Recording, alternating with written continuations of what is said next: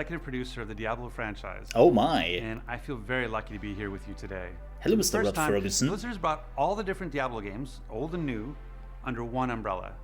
I didn't And expect as to head see of the you franchise, here. my goal is to make sure that no matter what you play on, no matter where you play, you can look forward to many years of unforgettable Diablo experiences.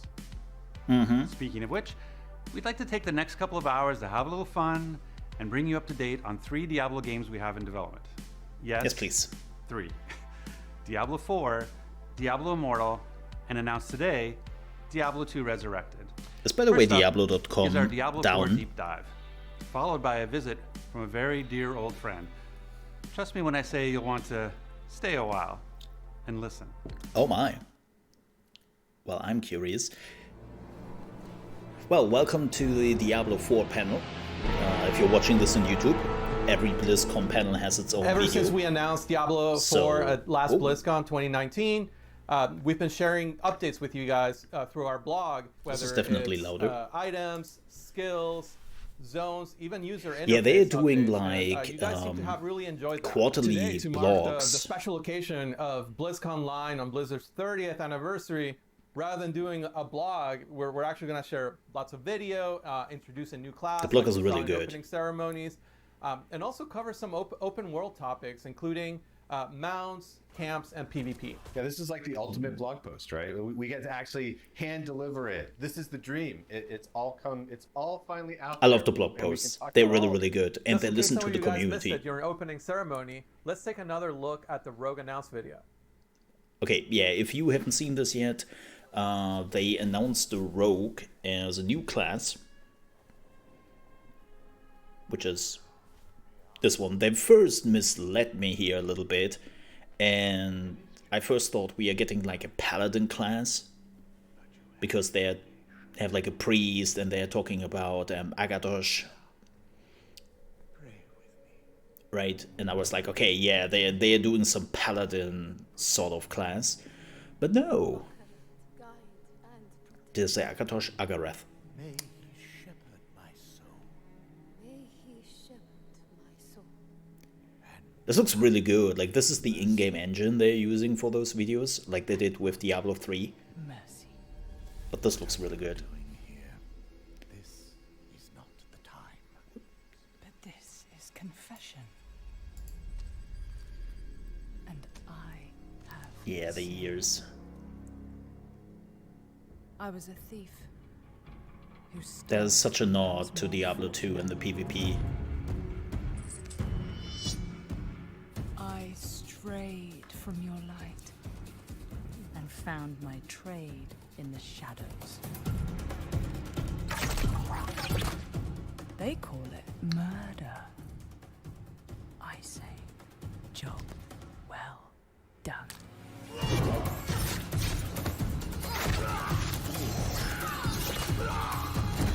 He will never walk, chat.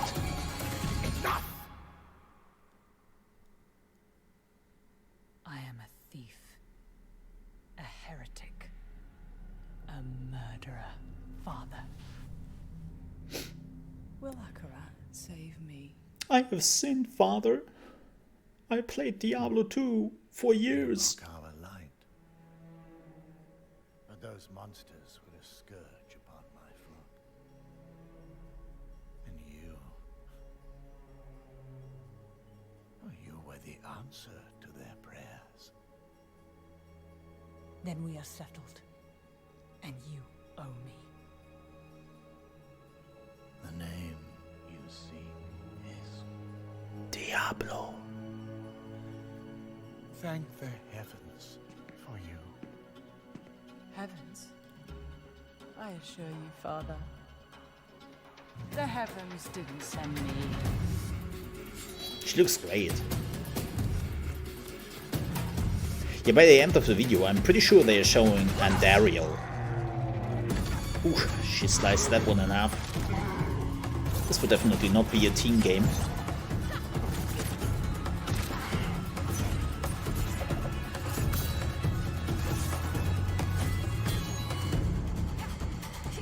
I also love the animations.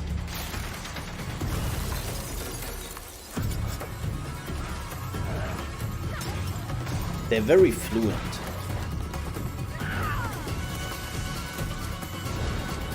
So far.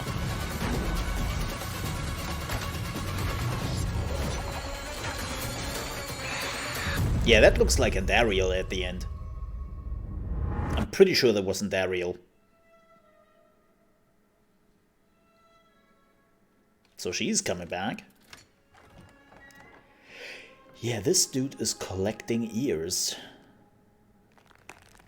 Ah. He's a big fan of Diablo 2 PvP, by the way. Wow, I love that ending. There's two things. There's the rain of arrows off the mount for the win, and then when that guy takes the ear and he stretches it onto that hook right at the end, it's like, oh. That ear box never gets old. You know, I always wonder where all those ears from Diablo 2 when you kill other players went. Now you know there's some creepy guy in a church. He's the ears, ear putting them in a NPC. box. Just what we always thought. No spoilers, but we're going to be hearing a little bit more about World PvP a little bit later in the segment. But I'm kind of curious how the definitely World making a PvP comeback. actually works But out here. let's go back to the class, because there's just nothing more exciting to be able to introduce to a Diablo game than another class for players to check out. Yeah, this is a pretty cool thing. We don't get to do this very often, right? I think it was you that said that, John. There's always room around the campfire. There's always a little room. We had kind of like very core archetypes to begin with.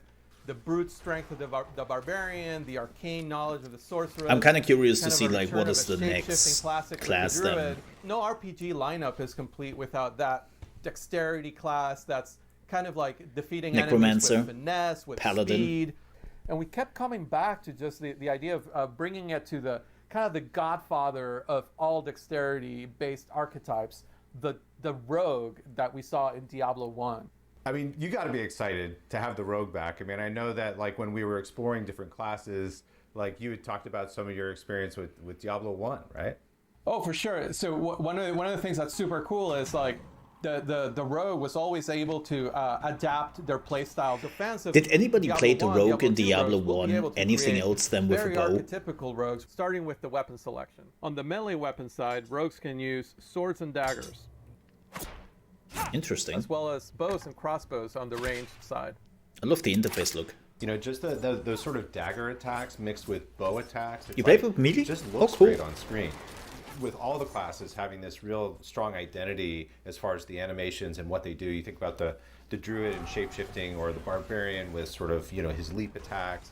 That's neat. There's just all these And great it was things that horrible. you discover with the rogue that you can't really do with other classes. I love that you can start Fair cosmetically enough. from such a iconic place where you're wearing the red armor, you kind of look like part of the sisterhood of the Sightless Eye from the original games. You know, you can maybe even add some tattoos into the mix, some scars, make that rogue your own. Or if your fantasy of the rogue is a more traditional RPG outlaw, you're definitely able to create I love that and put on your everything kind on of this hood rogue and right half now. mask and be more of a shadowy The character. armor. Yeah, and the character customization, you kind of mentioned it, being able to craft that, you know, that the class of your dream. Oh my God, we have character customization? I was honestly super That's nervous about when we cool. started, because we've never had this Hell in a yeah. Diablo game. But seeing where it is now, it's one of those things that like I'm super excited about with where we're at. There's just a lot of creativity and fun looks, and you can be that you know, tattooed criminal outlaw, or you can be a more noble looking kind of,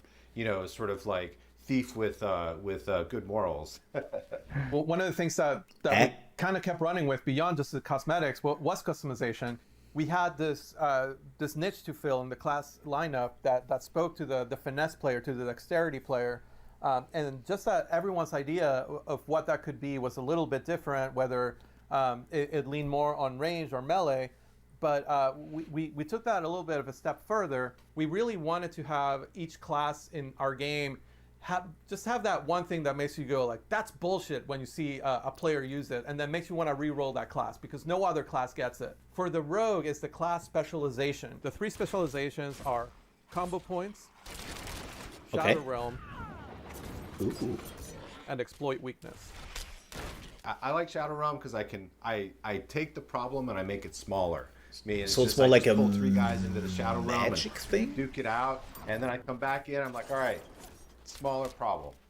Okay. I love the idea of exploit weakness. The way it works is during some of the enemy attacks, players will see an icon flash over the enemy's head, during which time they will get to retaliate with much more damage than an ordinary attack. If you're quick on the draw, this is the specialization for you. I'm so just not like for me. A little bit skill capped. I'm getting and, old. You know, like every time I try to Not make for it me. work, I'm just a little bit shy of the skill level that's required for that. It's almost like you're a surgeon, and it requires a really strong ability to assess what's happening all around you. My personal favorite is the combo point specialization. As you might expect, this ability lets you build multiple combo points, which enhance the expander's effectiveness in combat. It basically, you just like get into this rhythm of combat of like 3 builders to a spender, lets you build up to these big moments. It almost makes like a rhythm game. I wonder how combat, strong that which is. I really enjoy. Like, I wonder And the how way the strong class those specializations are. Is you will work with one of the world groups of rogues around the world in Sanctuary that you will find and do class-specific quests that no other class I can see can that do. it will be Whether like it's a the Sisterhood of balance the issue. Sightless Eye, the remnants of that order that you choose to work with, or the mercenaries of Kyrgyzstan, or the outlaw smugglers of the swamps of Hawazar. Depending maybe on what speaks to your class fantasy, or depending on which specialization speaks to you or you find more powerful, you'll be able to complete that quest line and then activate that specialization, which then you can mix and match with any of the playstyles. So you could be a combo points, ranged, or melee player, but you could also be an exploit weakness, range, or melee, or hybrid player. It just gives the class such huge variety in builds and playstyles. I love how that ties into the open world aspect. The ability to go to Kyrgyzstan or Hawazar and get these special quests that only the rogue can get. That touches on one of the things that I love that we've done, which is like connecting with the special weapons quests and equipment to regions. When you're exploring the world and you pick up a sword in Kyrgyzstan, it's a scimitar, right? If you're up in Skazglen, which is up in the north, it's more of like a broadsword. I love the weapon design so far. Like this, it's a subtle thing, but I think it really, they all look armors very that you get in different regions look like brutal, they're from the place, and so giving that sense of less place high in the world fantasy is something that and more brutal. Every time I play the game, like Diablo I feel 3 had a it, lot I of like see it in high just, fantasy like, subtle weapons. ways, and just really enhances the overall sense of immersion and experience. And I just want to see what's around the corner. The weapons are also like, going back all the way to Diablo 2, just such an integral part of the class, and the ability to augment your weapon through magic, through enhancements, is just something that really spoke to us when we try to tap into the core of the class. Going back to those mercenaries that you could hire, it was always kind of cool to see what kind of special arrow shot they would come with. I always forget how bad Diablo 2 looks now. With the imbue system. All the way from directly elemental imbues like the frost imbue, which feels a lot like the ice arrows that the D2 mercenaries used to shoot, all the way to we expanded it to feel a little grittier, a little darker, into things like poison imbue and shadow imbue. Just the ability to take any sort of attack and kind of mix and match with those imbues. God, I want to play this right that kind now. of clicked for me that I could take any ability and imbue it with either of those elements. Rain of Arrows with frost and Rain of Arrows with acid is completely different, right? Like I love that new Rain of Arrows. And then I just love poison imbue because of the gruesome deaths that all the monsters It's experience. different, and we've had a ton of fun but making it's still that like art, very it's much always Rain fun of to kind Arrows. see the, just to feel the goatman melt into nothing. You just kill everything on the screen in a gory mess. I wonder if they can be revived. It never really gets old. It's a really flexible way to take a build that you're already comfortable with. That stops you at the already revive like. process So you're from the really shamans. comfortable with flurry and shadow step as kind of your melee skills, and you find yourself needing more crowd control. Without changing your playstyle, you can just add the frost imbue to your bar, and now you're able to use those same abilities to slow down enemies or build up to a full freeze. Yeah, and frost imbue plays pretty well with group play as well, right? Where I can freeze an enemy and somebody else can blow it up. Or also, I'm the curious way how that, frost works. Chills work in the game. They build up to a full freeze. So if your best buddy is a sorceress player, your chill spells and your frost imbued chills will actually build up faster than if you were using a single player. So you just ask to open with Blizzard before you. Just ask to open with Blizzard before you frost imbue, and That wasn't me. Basically freezing enemies twice as fast, which is super awesome. I wonder if it works on bosses. The last thing that's worth spending some time talking about the rogue is like, how mobile the class is, just how able the class is to kind of close the gap between themselves and the enemy. Even while they're mounted, you might find yourself, a full screen away and just dismounting into a rain of arrows, closing looks the so rest cool. of that gap with maybe like a dash. I'm actually and then kinda getting curious to back play out the of rogue. there, dropping some caltrops. They can basically control the fluid motion of combat in a way that no other class can. That's something that beyond all of the other customization options that you have, whether it's the playstyle, whether it's the range at which Ooh, you look at that engage with ballista. enemies, whether it's Ooh. the cosmetics, just the Skeleton sheer ballista. mobility of the class lets you just adapt to the situation. I love the design. Even when you would have totally been toast as another class, a room full of elites, you're able to use offensive abilities in creative ways. Abilities like Shadow Step, right? Like abilities like Shadow Realm, abilities like Dash. It's really You're surprising able to kind of, me like, use them to your advantage how in just a way that gets you out of a changing very dangerous the situation art by picking can that do one so lone, much for a game, for me at skeleton least. archer that maybe is not surrounded I was by never a fan everything of the else. art You of can Diablo shadow 3, step there, get out of the way, and but I always thought live to fight another day, which just doesn't feels annoy like me too such much. a rogue thing to do. But here When we I are. play the rogue, I really do feel like surgical precision. I really feel like I can move through the whole screen without. It feels kind of effortless, and almost sometimes a little unfair. It's like when I go into Shadow Realm and I'm dashing. I'm like, am I cheating? Did I just break the game? And we'll hear more about PvP in a little bit, but I just couldn't go without mentioning that some of our most feared PvP players on the team play Rogue, and just the way they're able to like surprise you. Yeah, I You can might be see with that. a group of friends, and just that mobility lets them go to the middle of the group, unleash a rain of arrows that's frost imbued, and before you know it, you're all frozen. And looking at a Rogue while you're frozen, let me tell you, there are fewer scarier things I in our wonder game how right now PvP than really that. works. So Luis, this was this is like the ultimate blog post. This has been a lot of fun getting to share a new addition to the campfire. And of course, there's probably going to be more in the future, right? We always say there's a little bit more room around that campfire. That's right. And that pretty much wraps it up for the Rogue. So why don't we go to Joe and Karina and learn a little bit more about those open world features that we promised. Yeah. Well, thank you to Luis and John for Hi. introducing the Rogue, which I'm really excited to finally got a chance to talk about. Karina and announce to the Kingdom is her community. And name? we're here today to talk to you about That's a Diablo fantastic 4 name. and the open world. Now, I think maybe the best way to start this conversation, Karina, would be just for me to ask you, like, what are you most excited about? What we're adding in Diablo 4 for the open world? What feature? What mechanic? What are you most excited to talk about first? I am really excited about just exploring the world. I am a huge completist naturally, that's the way I play, and I love exploring and looking around at every single nook and cranny. The more this game has been growing, particularly since last Blizzcon, the more fun I am having just riding around the open world on my mount and exploring everything I possibly can. Yeah, it's really fun. I like the word think, design so far, yeah. Now that we've kind of taken Sanctuary and just made it so much larger when you're playing through the game, when you compare it to like Diablo 3 or Diablo 2, there's tons of like exploration. And, It really and, reminds and, me more of and, like and Lost movement Ark throughout the world at in this those point. games, obviously. But now that we've really been able to embrace the open world concept, we can really Which is dive good. much deeper into like how does Sanctuary actually all fit together. Like being able to ride from Skazglen to the Fractured Peaks, like it's very, very interesting that way. One of the things about that I think is really neat is the collection aspect of mounts. So I mean, there's all these horse breeds, and other mounts you can find throughout the world from completing puzzles or just finding hidden locations or Necromancer? slaying certain particular kinds of monsters. Did Find somebody various say horses or Necromancer? Things to customize your horse with, like horse armor.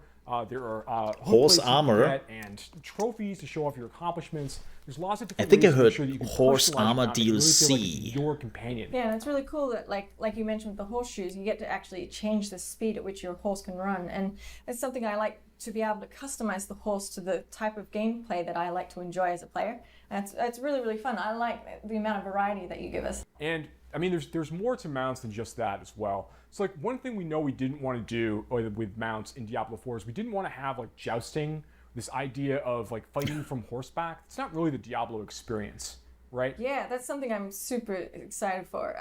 Like we showed, like, actually last grateful BlizzCon, for we that, had, not the doing sorceress, that. We showed her dismount skill Ice Dash, where she shoots forwards off her mount and destroys everything in her path. Well, with the Rogue, we got to have a little bit more fun with it, and the animation department has done a fantastic job of having her leap up into the air and fire down like the rain of arrows that destroys everything.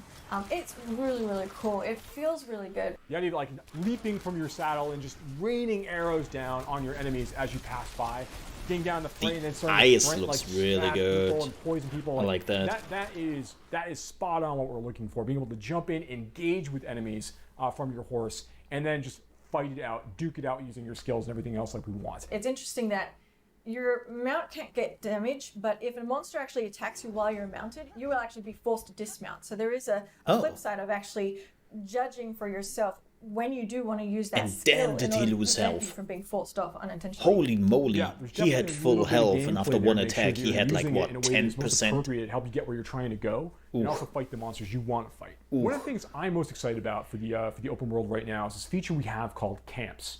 So camps are basically these strongholds of evil out in the overworld. Oh. You know, you got to remember that, you know, decades ago, Those during the camps. events of Reaper of Souls, you know, when Malthael rose to power, the Reapers killed like 9 out of 10 people throughout Sanctuary. Like a tremendous number of people passed away. Oh, really? Now So there's a big many. power vacuum Wow. out here, you know, decades later. And these monsters have started to move into these places. Bandits, monsters, goatmen, all kinds of different creatures, skeletons, the undead, have started to like. I hope resurface they're and making come the back camps into these interesting. areas and start to take them for themselves. You, I as the hero really, of really Sanctuary, hope they get to make kind of them wander through interesting. these spaces and begin to I have done reclaim too many them camps for in the people of Ubisoft Sanctuary. games. That's part of what makes them really, really neat. Each of them have their own story. They're their own unique, fixed place in the world. Unlike quests are something that happens randomly in the world and you can come across them anyway. Camps are a permanent fixture that you as the player, when you come across that evil, you can Okay. actually have a real impact on the open world that everyone else can see, because once you have defeated that evil, one of the really fun things is that you basically unlock that camp and you make a new waypoint that previously didn't exist for yourself, but like suddenly all the marketplaces open up and now you have a blacksmith vendor in a location that previously didn't exist, which I think is really Yeah, really very cool. Now, much what we're looking at Ubisoft-esque. this was a village, the village of Karayisu, which now has fallen Well, to ruins.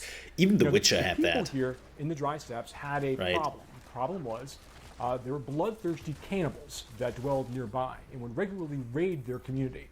And the people had to come up with a solution. They weren't strong enough to defend themselves from these cannibals, so they made a dark bargain with a demon. And they were able to gather enough power to push these cannibals out and I'm protect actually their more community, curious looking but at the not mage without right great now. cost, as we can see here. Seems like the Kinda mage helping is much resettle more parts of Sanctuary in many ways agile. when you take these camps back from the enemy. Vendors will come back, and now suddenly there might be like new quest givers, new stories that need to be told. Dungeon entrances can appear in some of these places afterwards. Like there's all kinds of things that occur after you take over the camp and liberate it from these forces of darkness. And again, it's just so cool to see you permanently change the world as you find these places and kind of wander through and solve these problems. One of the other neat things about camps, and in general, like the overworld, just broadly speaking, is we have so many more opportunities now to kind of play with movement. It pushes the I know a lot bar of people have vertically as never well as played Lost horizontally, Ark because and it's we not now out have here in been the West playing yet. around with the idea of jumping across But this chasms reminds to allow me the player to so get much access of to a Lost location that Ark. they previously Like everything didn't they're have. showing so far. There's all kinds of That's areas great. players to like find their own path, allowing them They extra definitely movement options took they haven't had in previous Diablo games. a We are note also out in of a the Lost Ark vertical book. top-down camera for the environment, and so it really breaks up the plane that you typically see as like not only as a developer, as an animator. Question but as a is, player. which one There's is coming such a huge first, variety Lost Ark or of Diablo things 4? that you can possibly do to mix it up and make things a little bit different. There's like certain puzzle elements to it. That it's not so straightforward and not always obvious. So it's not just a matter of running through the world and getting, to your goal. It's you have to think about it. Yeah, definitely. Now, Karina, I know that you are very excited about PvP. I'm a huge fan of PvP. I love the first time that we all actually had a chance to, as a whole team, play PvP, because the amount of feedback that generated. I think it took design like 3 days to go through it all. And what that showed me is that I find everyone they either love it or they I hate it. have And never I personally love seen it. I really enjoy Diablo it. as So a the way that PvP works game. is that the hatred of Mephisto has been bubbling up from hell and has created these areas in the open world that you can freely walk into that kind of consumes you and makes you turn against your fellow players. PvP, even in these areas, these fields of hatred, right? even in these spaces, it's not like mandatory. So these are optional places. So it's a players bit like can choose Dark to go, Zone to kind of collect in shards the of hatred Division. that they can collect from like killing monsters, Or, from completing events, Lost Ark. opening chests. They have all also kinds ways those to kind earn of these things, areas, not necessarily just killing like players. PvP islands. And as you earn these shards of hatred, they're kind of in an unpurified state. I They're in a actually like basic that. State.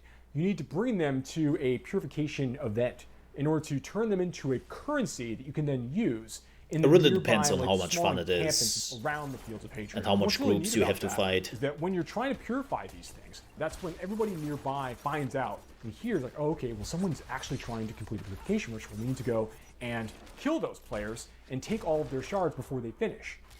Once you purify them, they're yours. You can't lose them. But before they're purified, they're free game. Yeah, I think it's really important to note that, like, even if you don't want to engage with other PvP players, you can actually explore those areas and collect the shards of hatreds from specifically monsters. But the second you I hope it then works. turn them in and purify really them do. into a currency where you can Because spend that them could on be really gear, cool. It also trophies, reminds me a and bit other of content, like Warhammer Online, you actually are hostile yourself and actually can where be you had attacked like during that single PvE moment. But I everywhere, think that really, and then there creates a lot of was in the opportunity middle for of the you to team up map with there friends was for just that one little moment in order Path to of gain the War. reward that you spent so much time collecting. So Where called if out you would earlier go that, in, you the would shards be of hatred unlocked are for used PvP. For, like some of the vendors you can find in the fields of hatred.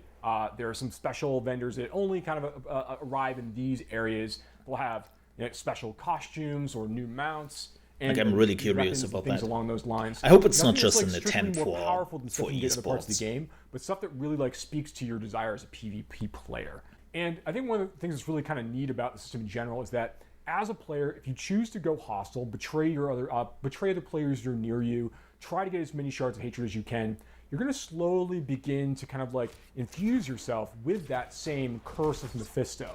And Okay. you're going to become a vessel of hatred. Now, once you do that, everyone within a very large radius of you is going to be able to see you as a threat on the map.